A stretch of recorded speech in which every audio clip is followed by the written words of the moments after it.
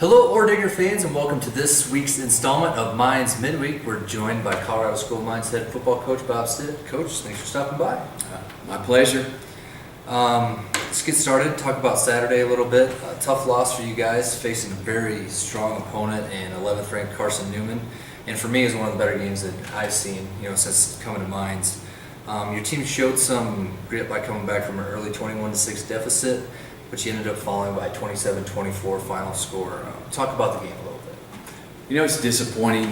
It was really great to see us come out and go toe-to-toe with the best, one of the best teams in the country. We really left some points out there in the first half. Felt like it should have been a closer game at halftime, and in the second half really felt like we had them where we wanted them, and just didn't execute well enough in the second half to pull off the win, and really felt like we were a better football team on that day, and it was just one of those really bad feelings of you let one go. You got some great play, though, out of your defense, especially from the linebackers. I thought with Tyler Denson, Cole Catavy, Billy Sprague, and Chad McGraw combined for 44 tackles on the afternoon. Talk about that defensive unit a little bit. Those guys played very well, and I told the team on Sunday that I thought it was probably the most physical defensive performance that we've had since I've been here.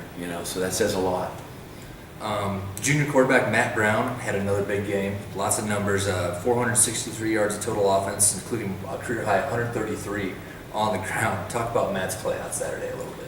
Well, I really liked what he did because we're starting to get him to use his legs a little bit, and we need to take what the defense gives us, and if it warrants him to throw the ball down the field, he's doing a great job with that, but he's not sitting in the pocket too long. Felt like he did that probably too much last year, took too many sacks. He's a very athletic guy, and he needs to use his legs. I want to talk about one of your youngsters here, redshirt freshman Ty Young. Through 2 games in his collegiate career, he's got 3 touchdowns. Pretty good start, I'd say.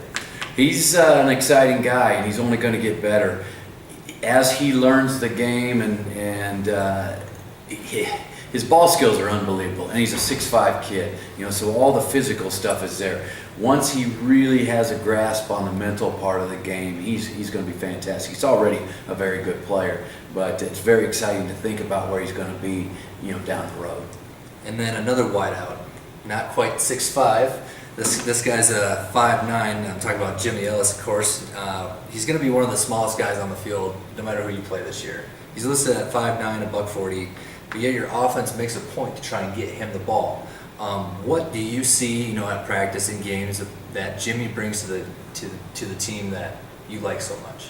Well, he may not be a very big guy as far as size goes, but the want to and the competitiveness and the playmaking ability is huge. He's a lot like a Wes Welker type guy, not very big, but you definitely want to game plan things to get the ball in his hands. We've been able to do that the first couple of weeks, and it's really helped us. Kind of like a Cody Rankin from not too long ago. Definitely. We want to keep recruiting those type of guys for that position. So let's talk about this weekend a little bit. You guys are going to head out on the road for the first time. I want to talk about 2 things. First, just talk about the differences in taking a team on the road and playing in an unfamiliar environment compared to playing on the road. It's kind of nice for our kids to just get in the bus, get on the road, be together, and get away from school.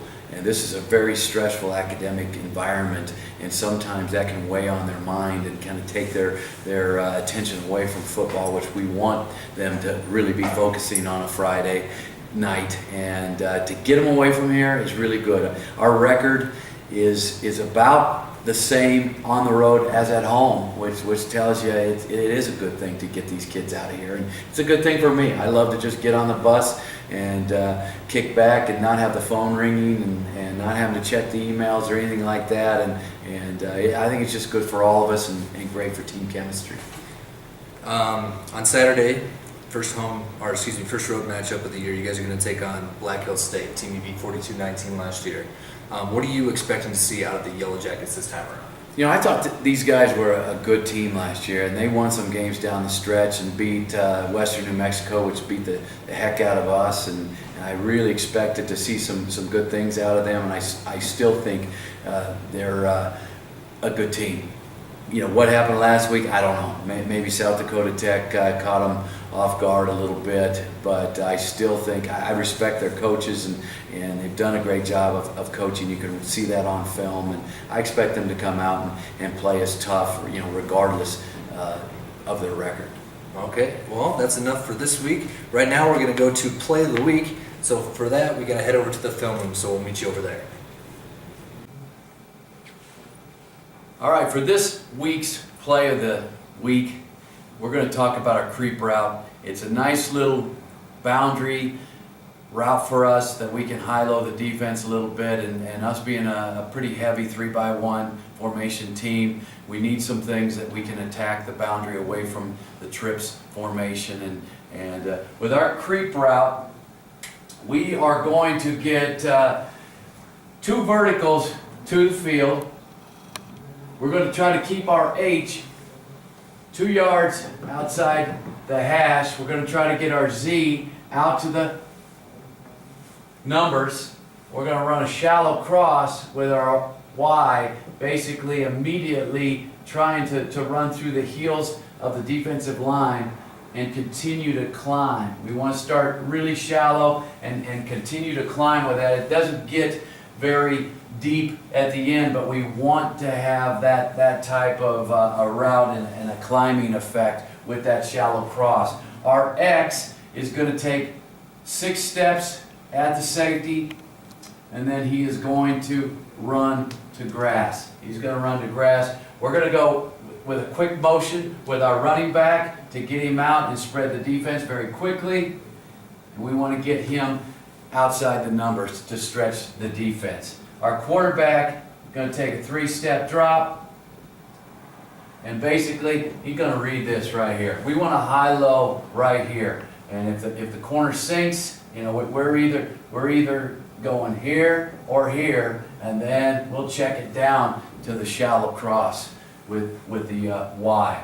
And this is a pretty good man-to-man route because you're getting some verticals to rub off of with your Y. And versus zone, and especially a 2-shell, this is a pretty nice play to attack the 2-deep zone. So let's take a look at it on video. All right, we're in a 3-by-1 set here. They are in a 2-shell. We're going to get some quick motion to try to stretch the defense with our running backs. You can see the verticals by number 2 and number 3 in our 3-by-1 set. We're going to try to keep our H just outside the hash, trying to get out to the numbers with number 2. And you can see the nice shallow cross here by Y. Now our quarterback's going to take a 3-step drop. He's going to key the corner. He's going to try to throw to grass. And if the corner sinks, he'll dump it to our back, or check it down to our shallow cross if need be, if we need to get to number 3. Corner's going to stay pretty tough. Makes a nice throw to our X. Nice gain. Let's watch it from the end zone.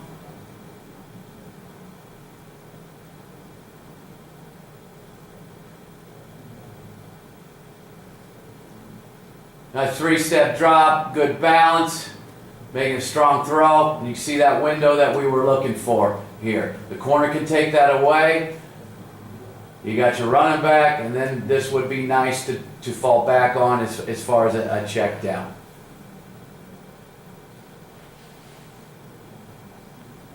It's a big play for us on Saturday and got us in great position to score, which we eventually did. And that's your play of the week.